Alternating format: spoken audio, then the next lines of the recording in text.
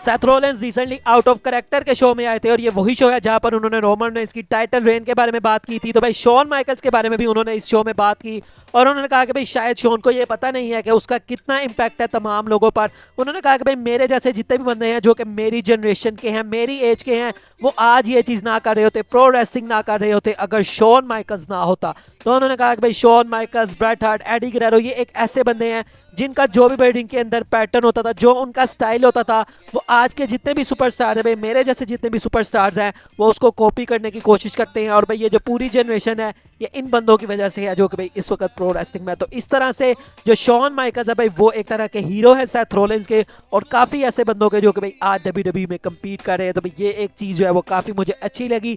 अगली story Rybak से जुड़ी है भाई। रायबैक सोशल मीडिया पर काफ़ी ज़्यादा बात करते हैं मैचेस के बारे में, काफ़ी बंदों को वो चैलेंज भी करते हैं। जैसे रिसेंट में उन्होंने गोल्डबर्ग को चैलेंज किया था, तो भाई अब उनका चैलेंज एक बंदे ने एक्सेप्ट कर लिया है और वो है दोस्तों बुकर टी। उन्होंने कहा I accept Ryback's challenge to a fight. उन्होंने कहा कि भाई मैं रायबैक को कहीं पर भी देखूंगा, चाहे भाई कोई पब्लिक में ही चाहिए हमारी कोई मुलाकात होती है और जो हमारा रायबैक है वो फाइट करना चाहता है तो उन्होंने कहा it's on, the green light is on, Ryback is not gonna beat me up, I am not scared, I am not running. इस तरह से उन्होंने कहा कि अगर उसको लगता है कि मैं उससे डर के भाग जाऊंगा तो ऐसा कुछ भी नहीं है, चाहे WWE की रिंग हो, चाहे कोई भी रिंग हो, या फिर भाई बाहर भी अगर तुम मुझसे पब्लिकली भी मिलो तो भाई मैं तुमसे डरता नहीं और मैं भाई तुमसे फाइट करने के लिए तैयार हूं। तो इस तरह से भाई अब रायबैक की बातों का जवाब दिया है बुकर टी ने। तो अब देखते हैं क्या रायबैक इसके ऊपर कोई रिस्पॉन्स करते हैं या फिर नहीं करते।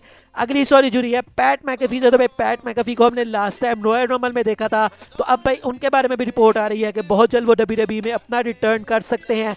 अब कुछ डेट नहीं बताई गई और ये भी नहीं बताया गया कि क्या उनका रोल होगा, क्या कोई मैच लड़ने के लिए आ रहे हैं या फिर कमेंट्री के लिए आ रहे हैं और कितनी देर के लिए आ रहे हैं। भाई अभी इसके बारे में कोई भी डिटेल सामने नहीं आई, लेकिन पैट मैकेफी बहुत जल्द हमें WWE में दोबारा से देखने को मिलेंगे, ऐसा रिपोर्ट्स का कहना है। अगली स्टोरी जुड़ी है रेसलमेनिया 40 से। तो भाई रेसलमेनिया 40 के जो पॉसिबल मेन इवेंट्स है दोनों नाइट्स के, उसके बारे में अभी तक क्या प्लान्स है WWE के। तो भाई नाइट 2 का जो मेन इवेंट होगा वो रोमन रेंस का मैच होगा for the undisputed WWE universal championship. और भाई इसके अंदर जो रोमन रेंस का ओपोनेंट होगा वो बंदा होगा जो कि एलिमिनेशन चैम्बर मैच को जीत के आएगा और उसके अलावा जो भी बंदा रॉयल रंबल को जीतेगा वो वर्ल्ड हैवीवेट चैंपियनशिप के लिए चैलेंज करेगा जो भी उस टाइम पे वर्ल्ड हैवीवेट चैंपियन होगा। तो भाई इस तरह से अभी WWE ने इन सारी चीज़ों को रखा है। अब भाई एलिमिनेशन चैम्बर किस तरह से होगी, क्या रॉ स्मैकडाउन दोनों का मिक्सचर होगा या क्या होगा, भाई अभी इसके बारे में कोई रिपोर्ट सामने नहीं है। लेकिन भाई फिलहाल यही प्लान्स हैं कि एलिमिनेशन चैम्बर जो भी जीतेगा वो रोमन रेंस को फेस करेगा eight WrestleMania for the undisputed WWE universal championship. बढ़ते हैं दोस्तों अगली स्टोरी की तरफ। और भाई जो हमारे डोमिनिक हैं वो बन चुके हैं नॉर्थ अमेरिकन चैंपियन कल NXT के शो में। और अब भाई जब वो मंडे नाइट रॉ के शो में आएंगे तो उनको किस तरह से रिसीव किया जाएगा, किस तरह से क्राउड उनको बू करेगा, वो देखने में भाई काफ़ी मज़ा आएगा। वैसे भाई सोलो से को तो चैंपियनशिप ले ली थी WWE वालों ने जब वो स्मैकडाउन पे आए थे और डोमिनिक को खुद दे दिया जबकि वो मंडे नाइट रॉ का पार्ट है।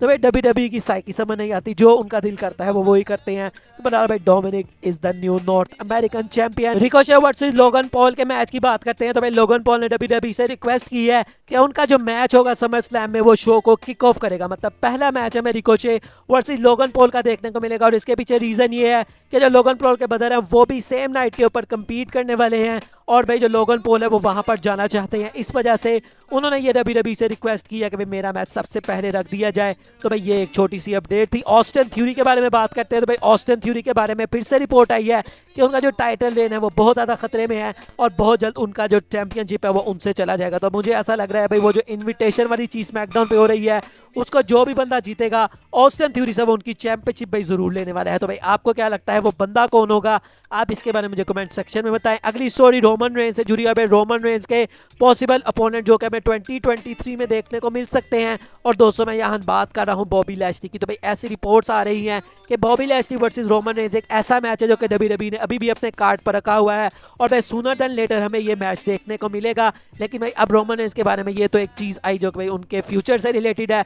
फ्यूचर की बात करें तो रोमन रेंस की एक और भी चीज़ आई है कि जो सऊदी में शो होने वाला है WWE का इस साल नवंबर के मंथ में, अभी तक WWE ने रोमन रेंस को उस शो के लिए एडवर्टाइज नहीं किया हुआ। तो भाई ये एक काफ़ी शॉकिंग चीज़ है कि सऊदी के इवेंट में रोमन रेंस कंपीट ना करें तो लैशली के साथ फिर उनका मैच कब होगा, ये काफ़ी एक बड़ा क्वेश्चन मार्क है। क्या पे बैक में वो लैशली के अगेंस्ट उतरेंगे? तो भाई ये एक ऐसा क्वेश्चन है जो कि हमें पता लग जाएगा। वैसे अभी लैशली तो भाई स्ट्रीट प्रॉफिट्स के साथ है, तो लेट्स सी भाई क्या होता है। अगली स्टोरी भी दोस्तों लोगन पॉल से जुड़ी है, और भाई लोगन पॉल का जो करैक्टर है वो फिलहाल भाई हील वाला है। तो भाई रिसेंटली उन्होंने एक इंटरव्यू में क्या कहा अपने ही इंपल्सिव टीवी में, उन्होंने कहा कि भाई मुझे पता है कि मैं एक हील हूँ, लेकिन भाई जब सबसे पहले मुझे फैंस का उस तरह का रिएक्शन मिला था कि लोग मुझे पसंद नहीं कर रहा था, तो भाई मुझे काफ़ी ज़्यादा उस वक्त गुस्सा आया था कि भाई ये लोग मुझे क्यों बू कर रहे हैं, लेकिन मैंने उसको काफ़ी ज़्यादा पर्सनल ले लिया था। लेकिन उसके बाद भाई मैंने उन चीज़ों को समझा और अब भाई मुझे उस चीज़ से मसला नहीं होता। तो भाई जो सेलिब्रिटीज़ और प्रो रेसलर्स में यही फ़र्क है कि प्रो रेसलिंग में आपका जिस तरह का करैक्टर होगा फैंस आपको उस तरह से भाई चीयर करेंगे या फिर बू करेंगे।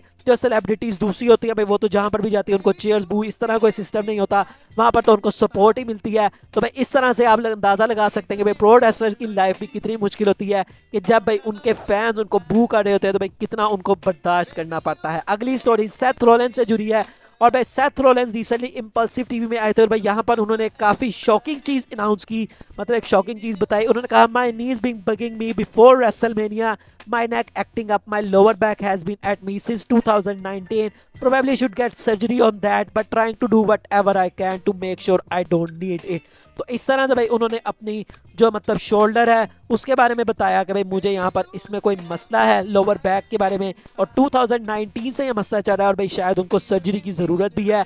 तो भाई अब पता नहीं भाई सेथ रॉलिन्स वो सर्जरी क्यों नहीं करवा रहे, और भाई ये ना हो कि भाई वो एकदम से ही ज़्यादा कोई सवेयर चीज़ आ जाए और सेथ रॉलिन्स के करियर थ्रेटनिंग की तरफ ये चीज़ चली जाए। तो भाई सेथ रॉलिन्स वैसे अपने आप को ये भी कह रहे हैं कि भाई मैं इस वक्त अपनी करियर की बेस्ट फॉर्म में हूँ, लेकिन उसके बावजूद भाई उनकी जो बॉडी है इस वक्त वो 100% नहीं है। अगली story Dwayne the Rock Johnson से जुड़ी है, और भाई रेसलिंग ब्लॉग ने फिर से द रॉक को एक मैसेज किया जो आप देख सकते हैं। उन्होंने कहा Rock listen me, I don't know what are you doing right now but you need to get your ass to summer August 5th, XFL doesn't start until next year, there is no movies or anything being produced right now, get your bald head to SummerSlam। तो इस तरह से भाई जो wrestling blog है वो तो भाई ड्वेन रॉक जॉनसन के पीछे पड़े हुए हैं कि भाई आप WWE में आओ। तो देखते हैं बहरहाल भाई जो द रॉक है कब वो WWE में आते हैं। लिव मॉर्गन के बारे में बात करते हैं, तो भाई मंडे नाइट रॉ के शो में लिव मॉर्गन इंजर हो चुकी हैं ऐसा बताया जा रहा है। अब भाई वो इंजरी क्या है क्या नहीं है और कितनी सवेयर है उस चीज़ के बारे में अभी कुछ अनाउंस नहीं किया गया। पता नहीं शायद उनकी इंजरी की वजह से ही चैंपियनशिप उनसे छीन ली गई, लेकिन मुझे ऐसा लगता नहीं है। लेकिन भाई उनकी फिलहाल भाई कोई इंजरी चल रही है, मुझे लगता है भाई उनकी जो पिछली इंजरी हुई थी उससे वो काफ़ी जल्दी रिकवर करके आ गई, शायद वो फुली रिकवर अभी नहीं हुई थी। तो हम होप करते हैं भाई लिव मॉर्गन उस लिस्ट में शामिल ना हो कि WWE में वो भी इंजर हो चुकी हैं। आज की फाइनल स्टोरी की तरफ बढ़ते हैं, और भाई रोमन रेंस का जो ये हील पर्सोना है ये एक ऐसा करैक्टर है जो कि भाई काफ़ी ज़्यादा लोगों को पसंद आ रहा है। तो भाई रेसलिंग ब्लॉग ने इसके बारे में कहा, उन्होंने कहा कि भाई मुझे ऐसा लगता है कि रोमन रेंस का कभी भी दोबारा से हमें बेबी फेस टर्न देखने को नहीं मिलेगा, क्योंकि उन्होंने कहा कि भाई जो रोमन रेंस का करैक्टर है और भाई जिस लेवल पर उसने इस हील पर्सोना को अपने जाके ऑपरेट किया है वो एक अलग लेवल पर WWE में हुआ है। और अगर भाई अब दोबारा से जो रोमन रेंस है वो बेबी फेस बनता भी है तो फैंस उसको भाई उस तरह से रिसीव ही नहीं करेंगे जिस तरह से वो हील रोमन रेंस को रिसीव करते थे। तो ऐसा भाई उनका कहना है कि रोमन रेंस कभी भी अपने दोबारा से पुराने वाले करैक्टर मतलब कि बिग डॉग या फेस ऑफ WWE नहीं बनने वाला, बल्कि उसने जो एज अ हील करना था वो कर चुका है। और अब भाई उसको कभी भी बेबी फेस में कन्वर्ट होने की ज़रूरत नहीं है और उसको अपने पूरे करियर में अब एज अ हील ही रहना चाहिए, क्योंकि अगर वो बेबी फेस बन भी गया तो भाई उसका कोई फ़ायदा नहीं है, फैंस उसको भाई इतना ज़्यादा पसंद नहीं करेंगे। तो भाई ये यहाँ पर उनका कहना है। तो भाई आपका इसके बारे में क्या रिएक्शन है? क्या आपको रोमन रेंस का ये ही वाला करैक्टर पसंद है? जो कि ऑब्वियसली मुझे लगता है भाई पसंद होगा, लेकिन आप चाहते हैं क्या है? क्या एक दिन रोमन दोबारा से अपने बेबी फेस टर्न पे आए? आप मुझे इसके बारे में कमेंट सेक्शन में बताएं। बाकी आज की वीडियो यही तक थी, अच्छी लगी हो तो लाइक कीजिएगा, चैनल को सब्सक्राइब कीजिएगा। मिलेंगे नेक्स्ट वीडियो में, तब तक के लिए अल्लाह हाफिज़।